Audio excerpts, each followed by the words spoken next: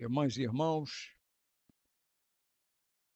que possamos nesta noite, envolvidos em mais esta noite do abençoado Evangelho de nosso Senhor Jesus Cristo, recebendo esse magnetismo abençoado dos seus mensageiros, que vêm das colônias espirituais para nos socorrer, nos envolver em algodão de carinho, trazendo-nos a inspiração necessária que nós precisamos para solucionar os problemas da próxima semana, os atuais, os pretéritos, também com o auxílio do nosso anjo guardião, dos familiares queridos nossos, que permanecem, embora do outro lado da aduana da vida, sempre do nosso lado, nos auxiliando a podermos auxiliar a nossa família e superar os obstáculos.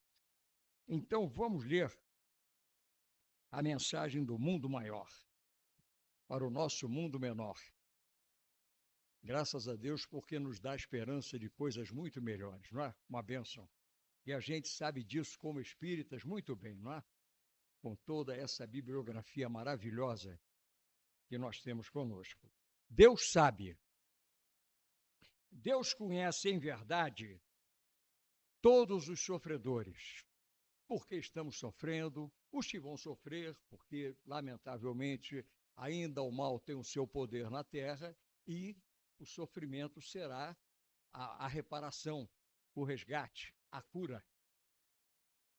Não acuses ninguém pela dor que há nas ruas.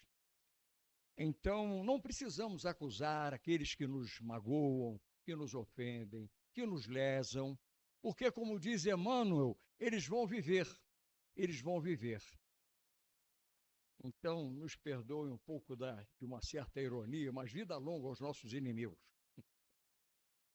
Não agraves a luta das crianças sem lar. Não faças julgamento de supostos culpados, porque nós não temos possibilidade de fazermos um auto-julgamento, porque o nosso orgulho, a nossa vaidade, a nossa presunção não permite, e o nosso esquecimento também do passado. Então, como diz Emmanuel, criminoso é todo aquele que somos nós que ainda não fomos descobertos, porque o nosso passado não é dessa vidinha fugaz, não é? Que nós chegamos rápido, as décadas vêm, o tempo passa, que a gente não, mas séculos e milênios para trás, não é? Mas sempre com aquela frase de Pedro, linda, não é? Como todas as frases do Evangelho, que o amor cobre a multidão dos enganos, não é? Dos erros. E nós estamos no caminho do amor, não é? A nossa máxima é fora da caridade, não há salvação. Então, fora do amor, não há salvação, não é? Como Paulo já havia, não é? Numa definição muito bonita, mas muito longa, nós não vamos declinar aqui, no nosso 15º capítulo do nosso Evangelho segundo o Espiritismo, quando ele define a caridade, define o amor. Né? Muito... O que o céu quer saber é o que fazes no bem, é o que nós estamos fazendo no bem, o que nós estamos fazendo enquanto cristãos, espíritas cristãos, que ainda é uma responsabilidade maior, porque as informações que nós trazemos, que nós recebemos, que nós buscamos, são muito, muito, muito maiores. Não é? Nós realmente, com muita preocupação, eu digo, não teremos desculpa do outro lado, não é? Porque estamos recebendo todas as informações necessárias para praticarmos o bem, tá? Auxiliarmos o próximo. Tá? Então, finaliza Emmanuel. Não condenes, ampara, ajuda, colabora, motiva, alegra, não é? Porque, como os espíritos dizem, sorriso é caridade, otimismo é caridade, não é? Deus acredita em ti. Deus acredita em ti. Então, se nós estamos aqui, foi porque realmente a nossa maturidade espiritual merecemos o crédito dos benfeitores espirituais, o amparo do nosso anjo guardião, que precisa também no nosso trabalho no bem, para que ele possa aumentar a sua proteção e o nosso crédito de auxílio para podermos auxiliar cada vez mais. Né? Então, nós vamos cerrar os nossos olhos nesse momento e rogar ao nosso divino pastor que possamos, nesse momento, a vibração dos nossos corações, da nossa fé, a corrente aqui formada, possa adentrar os nossos lares, envolver os nossos entes queridos, adentrar os asilos, sanatórios, presídios, hospitais, orfanatos, aonde quer que a dor esteja instalada, mas, Senhor, também nos lembrando dos irmãozinhos no Vale dos Suicidas, para que possam encontrar o alto perdão e a chama da fé, para poder ter a convicção e a esperança de uma nova vida. Assim, Senhor, pedindo por todos nós que aqui nos encontramos, encarnados e desencarnados, e em especial pelo nosso querido irmão Hélio, que nos trará o Evangelho da noite de hoje. Que assim seja.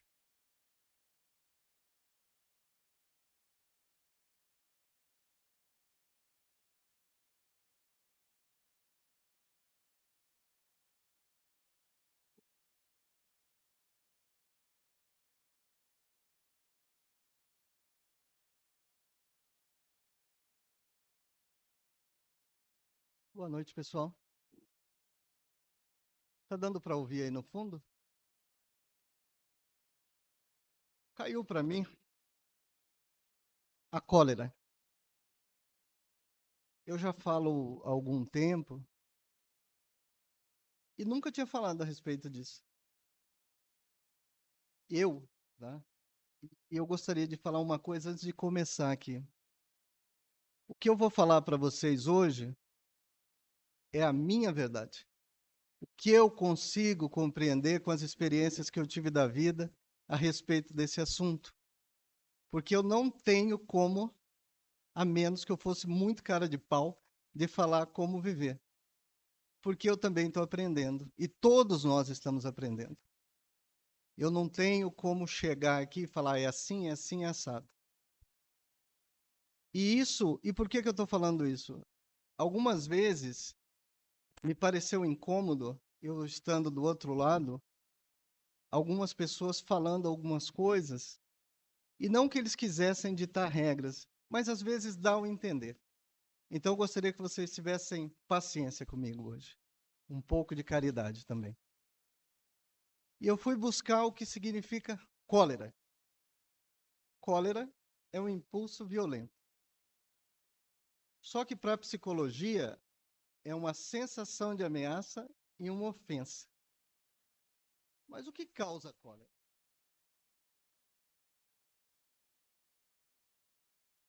Vou perguntar uma coisa aqui. Quem gosta de macarronada aqui? Pode erguer a mão. Nossa, quanta gente. Quem gosta de feijoada? Bife a rolê? Filé? Tô vendo que todo mundo gosta de tudo aqui, hein? Então aqui não teria cólera, pelo menos no restaurante não. Filé parmegiana? Agora foram até agora os normais. Tripa frita. Opa, tem um. Então somos dois já. Buchada de bode. 2, 3. Escargot, as lesminhas lá. Por que eu estou perguntando isso para vocês? Existem algumas coisas que a maioria de nós gosta. E outras que o nosso gosto é muito peculiar. Isso, às vezes, causa cólera nos outros. Aí poderia falar, mas como? Tá. Vamos ser sinceros conosco. Quando nós fazemos algo, escrever um texto, por exemplo. Eu escrevo um texto. Aí eu pego e dou esse texto para a Regina. Falo, Regina, você lê esse texto e você pode me falar o que você acha, mas eu quero que você seja sincero. Aí a Regina fala assim, pode deixar. Aí ela lê o texto, agora vamos fazer uma pausa. O que eu quero que a Regina fale para mim? Pode falar, gente. O que eu espero que ela fale? Que o texto é bom. Então eu já vou lá. Aí a Regina analisa o texto, com o conhecimento técnico que ela tem, e fala assim, olha, está faltando um monte de vírgula, o texto está sem sentido, palavras repetidas. Aquilo, se eu ainda tenho um pouco de controle da cólera, aquilo fica fervendo dentro de mim. Eu pego o papel da mão da Regina e falo assim, muito obrigado, mas a hora que eu pego aquele papel, se eu pudesse queimar o papel e a Regina junto, eu queimaria, com a força do pensamento. Não você, tá, Regina? É outra Regina hipotética. Esse é um caso. Segundo caso, o casal está ali tranquilamente. Vai falar, meu amor, eu vou guardar esse copo aqui num lugar diferente. Aí o outro chega e fala assim, não, amor, o copo não é aí. Aí são os pratos. Aí o amor fala assim, mas fica melhor, amor, porque eu vou pegar aqui, eu já vou pegar o prato e eu pego o copo. Não, amor, eu já falei, não é aí. Aí não é o lugar. Aí o outro fala, mas e por que não é o lugar? O tom vai mudando e vai mudando. O que acontece? Os outros serem diferentes perturbam a gente. Parece uma coisa esquisita, né? Mas perturba. Nós podemos ver uma coisa que a maioria dos seres humanos são assim. Quando nós chegamos num lugar, a gente olha, meio desconfiado, meio ressabiado, e aí vai encostando no lugar. Nós procuramos os iguais. As pessoas que pensam como a gente, que têm o mesmo estilo de roupa, que ouçam o mesmo estilo de música, que têm a mesma religião às vezes, que tenham características parecidas com a gente. Só que Deus, muito sábio, ele nos coloca com todo mundo, porque nós precisamos aprender. E por que nós precisamos aprender? Pela uma coisa muito simples. A vida do outro é do outro. Quem vai responder pela existência dele é ele. Não sou eu. E por que isso me incomoda tanto? Por que a Eneida usa roupa listrada e eu não gosto de roupa listrada e eu acho que ela está errada?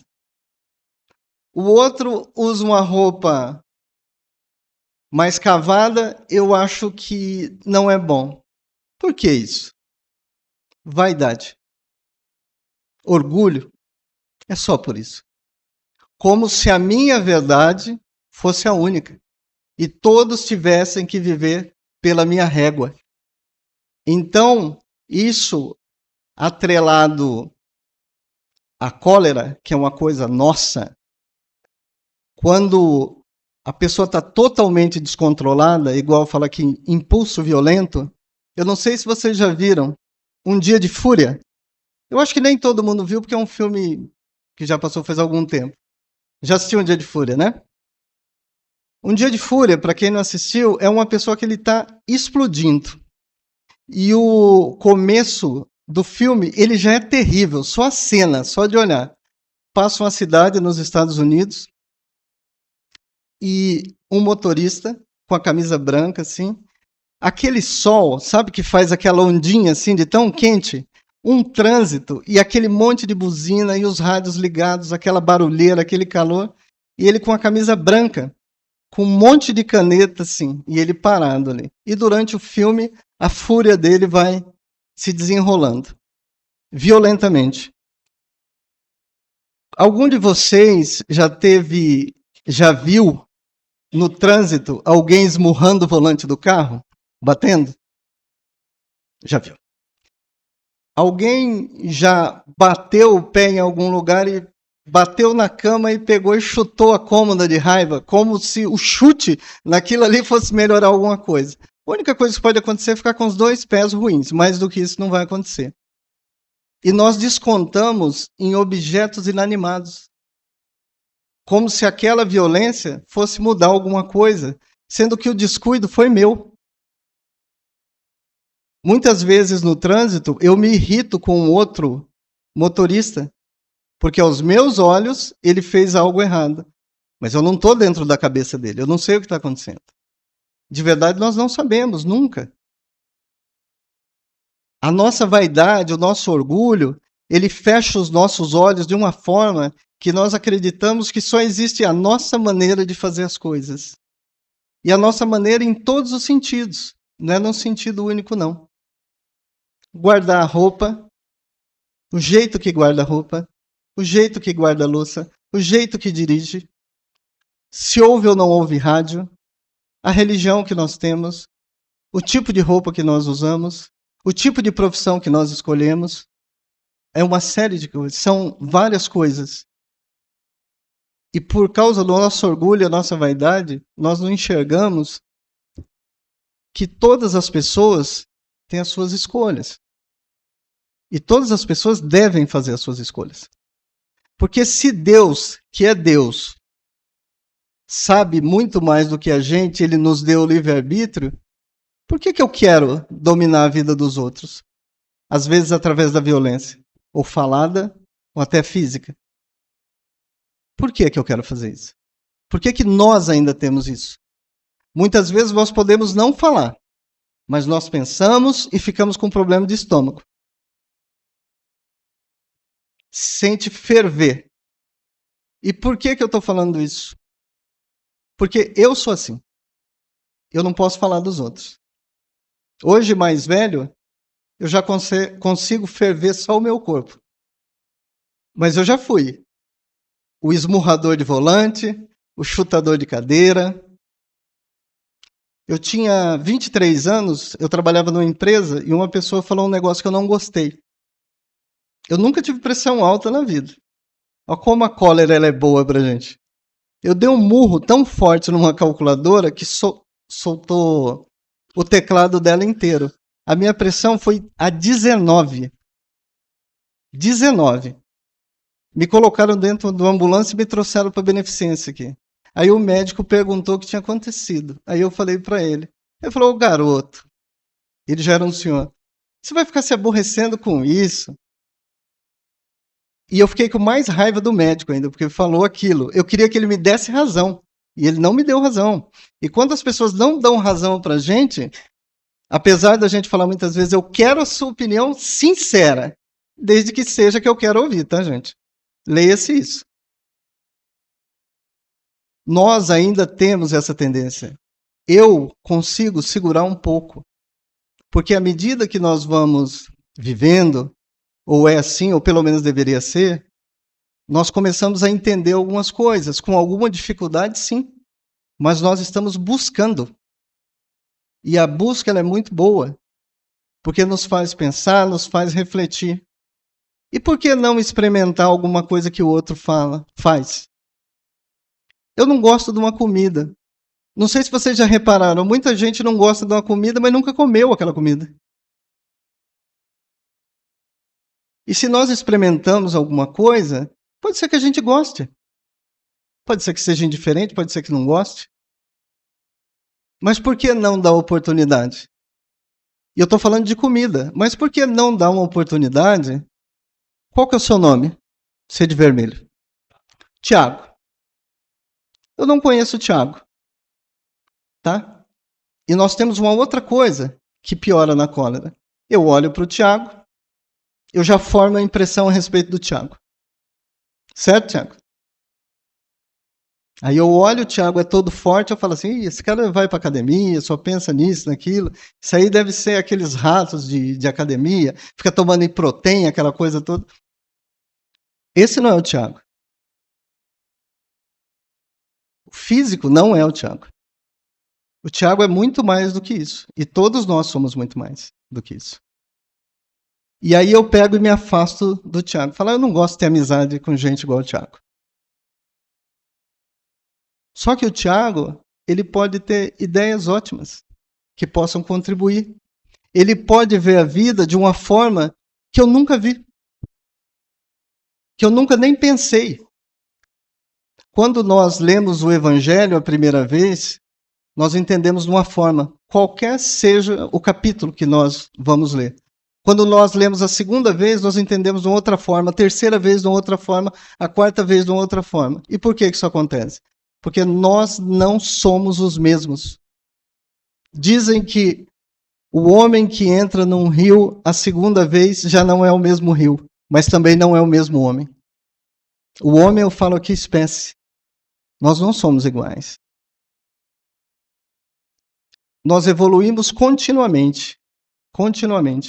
Mas tem uma coisa que faz que nós consigamos fazer isso de uma forma mais rápida.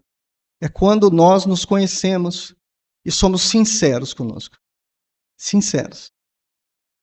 Não com as qualidades, com os defeitos.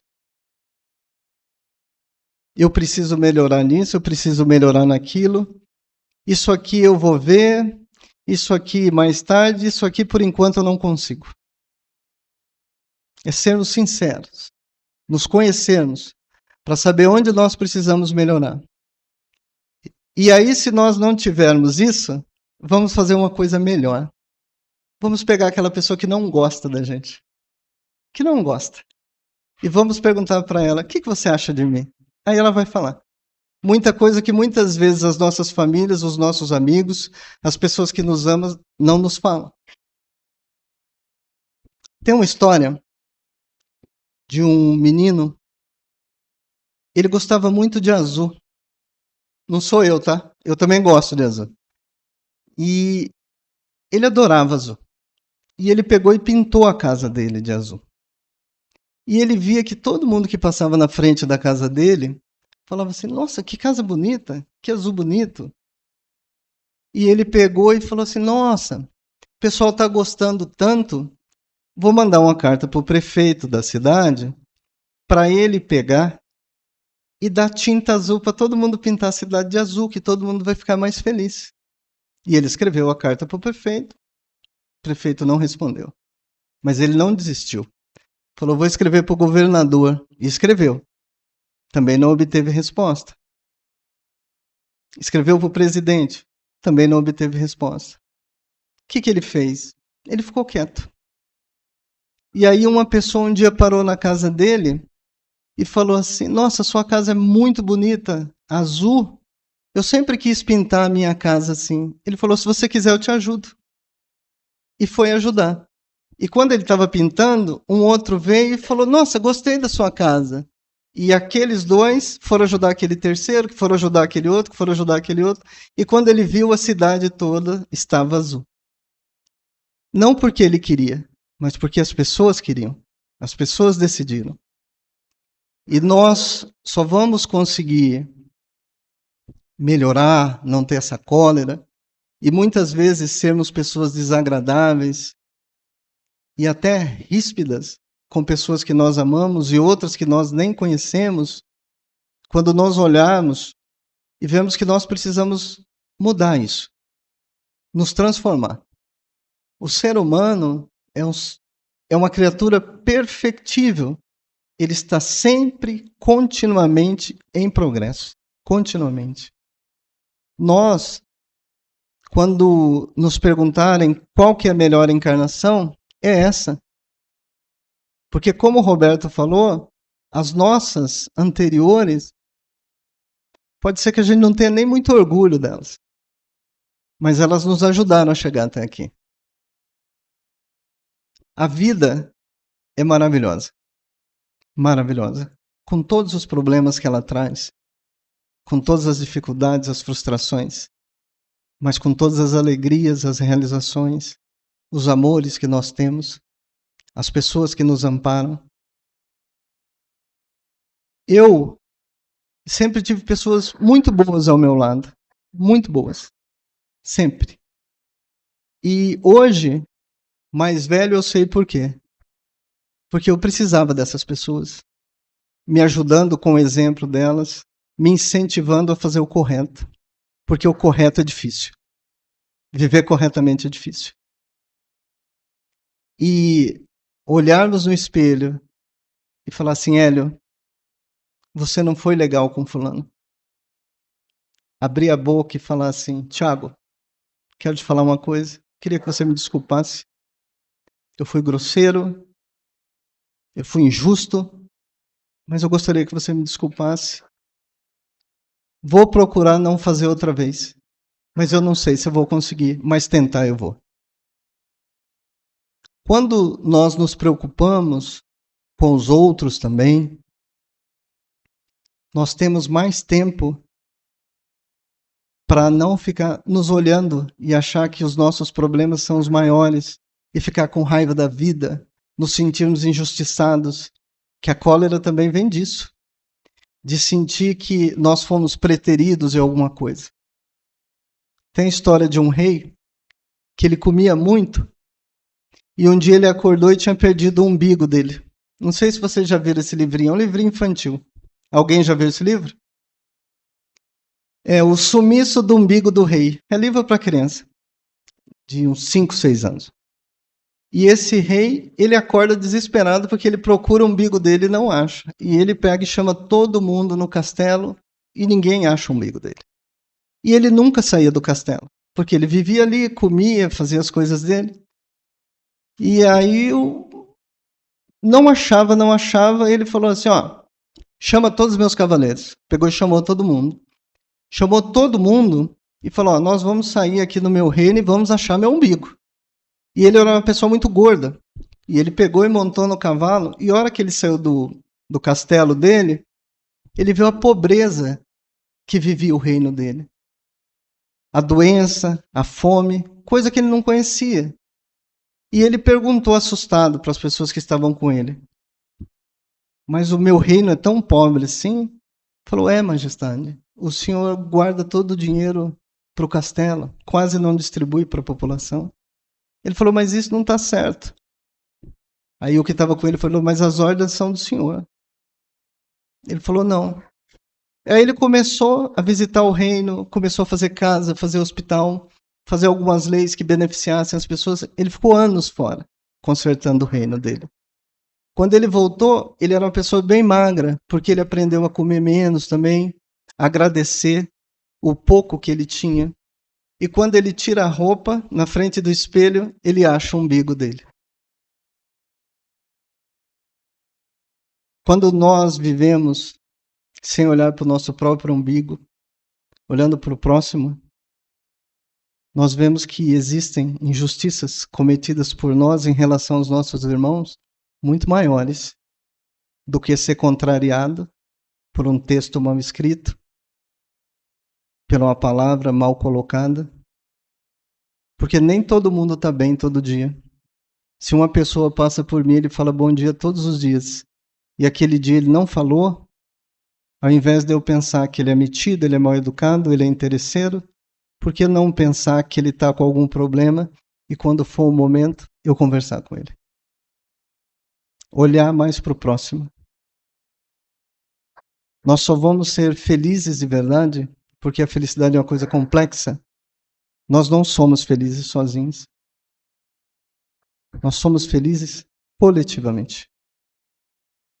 Porque eu não consigo ser feliz enquanto alguém hoje, né? Alguém da minha família está infeliz, está desempregado, está passando por necessidade, está doente. Mesmo que eu compreenda algumas coisas já. Essa vaidade que está dentro da gente, esse orgulho, ele tem que ser combatido continuamente. Combatido. É uma luta contínua de nós contra nós mesmos. Agradeço a vocês, agradeço a paciência de todos comigo nessa noite. Agradeço a Deus a oportunidade, agradeço a casa. Agradeço essa encarnação que me propicia buscar ser uma pessoa melhor. Muito obrigado, uma boa noite, uma excelente semana. Faz o encerramento?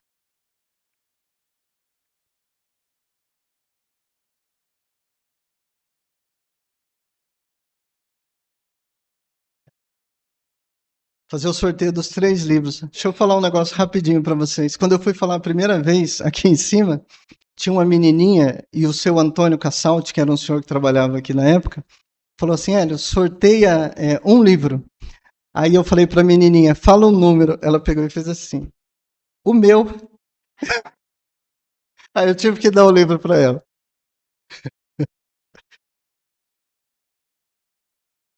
Número 7. 23.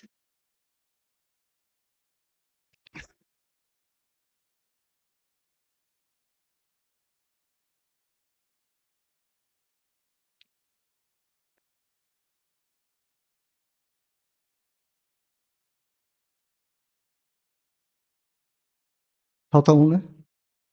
52.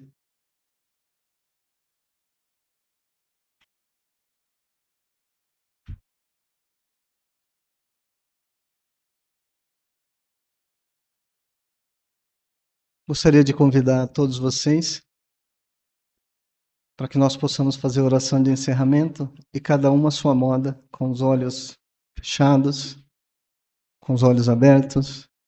O importante é que nós estejamos ligados sempre a algo maior que nos propicia a melhora contínua.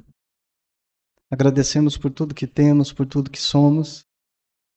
Agradecemos a oportunidade do trabalho, a oportunidade da encarnação, a oportunidade de termos uma religião, a oportunidade de termos tantas pessoas que estão ao nosso lado, nos ajudando todos os dias. E assim dizemos, Pai nosso, que estás no céu e em toda parte, santificado, Senhor, seja o vosso nome, venha a nós o vosso reino, seja feita a vossa vontade, assim na terra como em toda parte. O pão nosso de cada dia, do corpo e da alma, dai-nos hoje e sempre, Senhor. Perdoa as nossas ofensas, à medida em que perdoarmos os nossos devedores e ofensores. Não nos deixeis cair em tentação, livra-nos de todo mal, principalmente aquele que reside dentro de nós. Que assim seja, que possamos ir em paz e termos uma excelente semana. Muito obrigado e uma boa noite.